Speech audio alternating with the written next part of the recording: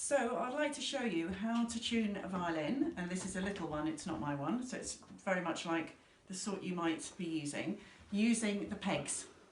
So I don't have a clip-on tuner because I normally just use my ears, but here is Violin Master Tuner, which is actually one of the better tuning apps you can use. So the first thing I'd like to make sure is that you've all got either a tuning app or a clip-on violin tuner.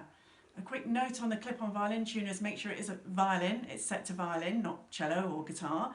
And when you are plucking or bowing the string that you're using, for example, that you're tuning, for example, the G string, make sure on the clip-on tuner a letter G comes up, because if it's nowhere near a G, for example, if it's like a elastic band, it might think it's a completely different note, and so know the notes, know the string you're trying to tune, and make sure on the clip-on tuner it's actually saying the correct note. If it's not, you're going to have to very carefully move the peg, which I'll show you in a minute, to get nearer to the note and hopefully to get to a G.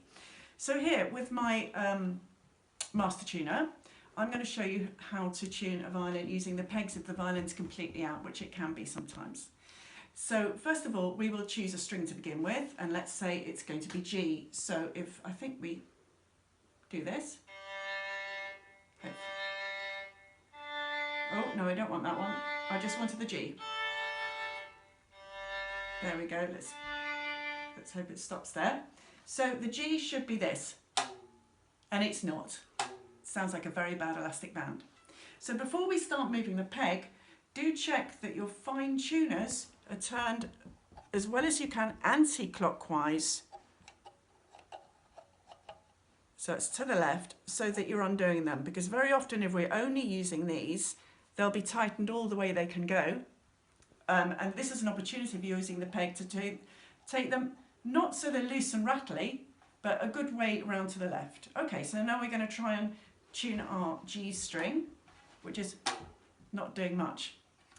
So pushing against the peg with the other hand, you tighten the peg a tiny bit, pushing against your other hand, because the only way the pegs are staying in is if they're tightly in. So you're pressing against your other hand, making sure you don't hold the other pegs.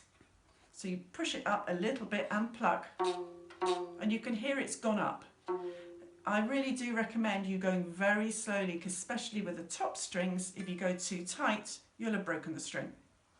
So that doesn't sound great. Not using the tuning app because I know what it is, I'll just sing it. It should be da. So we push in again on either side and we turn carefully. Da. So when it's nearly there, you can either turn a bit more, being really careful. Da.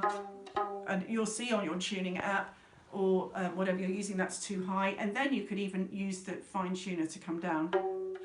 That's a bit too much. Da. It will tell you need to go up again.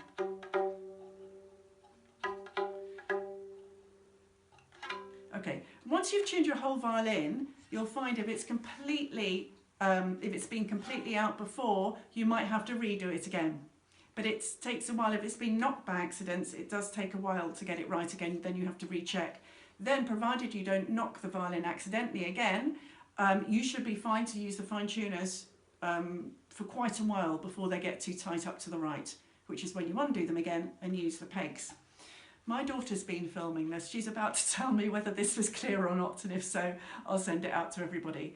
I aim to do one about how to restring a violin as well, and I'll send that out soon. String a violin. How to restring a violin. Oh, if we said it's all human. Never mind. Bye.